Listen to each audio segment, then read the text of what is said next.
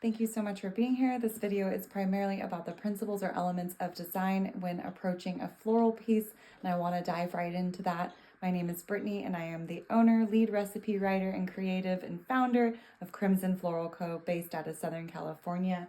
We approach our works artfully from the same concept as you would a painting. So for today's video, we're going to get to the principles or elements of design. So let's discuss the basics of those elements. We have balance, contrast, emphasis, movement, pattern, rhythm, and unity. These are the main principles of really what is comprised of any masterpiece or floral work of art that captures your eye. Typically, you don't know why, but these are the principles or laws of design that allow us to view a piece and understand it visually, because if you have, for example, balance, we will take this beautiful allium. Balance is essentially a distribution of visual weight. So if you have this tall piece of allium growing up into the vase, and then you have a piece of allium that's, say, cut rather short on the opposite end of the vase, we call this asymmetry or an asymmetrical design. This is really popular right now. It's very neoclassical with the line of beauty, and there are a lot of other laws that you can get into, such as the line of beauty or the serpentine S, that can guide your eye from one end of the piece to the other. So if you were going to create symmetry, which is another powerful form of balance, you would create two stems in a vase that are the same height, or you create an arrangement that has maybe light and dark balance. So you have all of your heavy colors on one side and all of the dark on the other. So moving right along with contrast in that same vein, we can discuss color when it comes to contrast, but you also can consider contrasting fragrances or contrasting textures. So when it comes to color, an analogous color scheme is going to be along the same edges of each other and not offer too much contrast. As you can see here in this color wheel, you can see all of the oranges, tangerines into the browns. Those are all kind of a nice ombre of tones going from the hues to the tints here, and we get into color theory on another video. But if you wanted to offer contrast to the design in the way of color, you would choose an opposing color on the opposite side of the color wheel. For a contrast in texture, you would choose possibly this Tweedia that has a very soft, velvety texture, and pair it with a really clean, sleek stem such as this allium that offers a bit of contrast visually. You could continue the contrast if these two were opposing colors. So another way to offer a principle of design to your work and approach it with a principle of design, so you're not just doing intuitive work, which is really important also, is emphasis. There are certain parts of an artwork that can stand out when creating emphasis. Emphasis can be a focal point, a dramatic color. It can be something that just kind of draws your eye in first.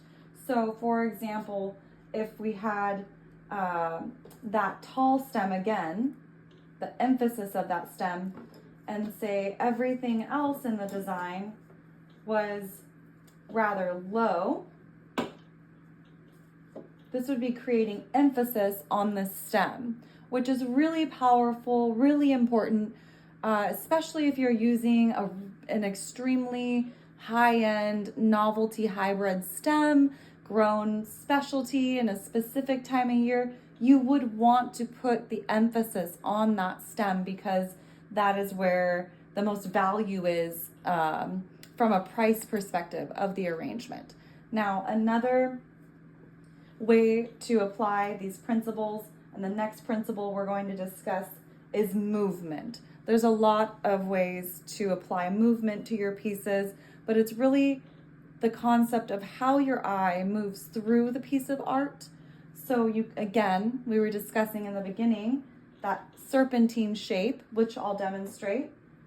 You need a point at the top of the design, and you're going to use your materials, your mediums, to create movement in which the viewer has no choice but to follow the line of movement you're creating. Now you can use that again to provide emphasis, to provide contrast in a way, maybe against or another set of grouping stems down here. You want to create that contrast of a line, and then maybe there's more of this tweedia back here, and you're creating a separation with movement. That can also be layered and kind of brought into the next principle, which is pattern, which can be a repetition of something. So if you were going to take this movement and continue it throughout the entire design, you know, again and again and again and again, you would have this emphasis on this movement creating a pattern. So you can layer all of these principles together, or you can use them individually to highlight them, to demonstrate maybe your design prowess or create and make a statement.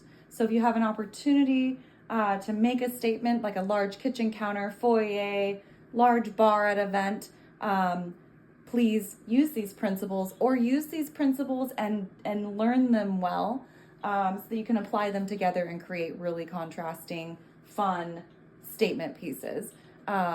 Rhythm and unity. These can also be paired together in a way, or used separately, these principles of design. But rhythm's really a regular repetition or an alternation of elements that create cohesiveness, or they somehow create some sort of interest. So rhythm, again, can be the same way if you had, for example, hanging amaranthus, which is a very draping quality flower. You could create that rhythm flowing down with maybe other fountain-like flowers and really flow that rhythm down. Unity is creating a visually pleasing agreement among all the elements in a design. So if you walk up to a design and something catches you off guard, possibly the artist is using the opposite of unity, which is void space. So if I only had flowers on either side, that's not very much of a unifying look. But if I create a fullness with the florals, the same varieties, it's going throughout the design, your eye can see that rhythm, see all of the unity and the elements working together, or you can break that rule purposefully. So the point of learning all of these basic principles of art, design, approaches, when using them directly in your floral design pieces, primarily is so that you can learn them well and break these rules well. Thank you so much for watching. I hope that was very informative. And if you want more information on theories of design and how to apply them directly to your floral pieces for professional looks, whether at home or for your business, please subscribe, like, and watch our next video on color theory.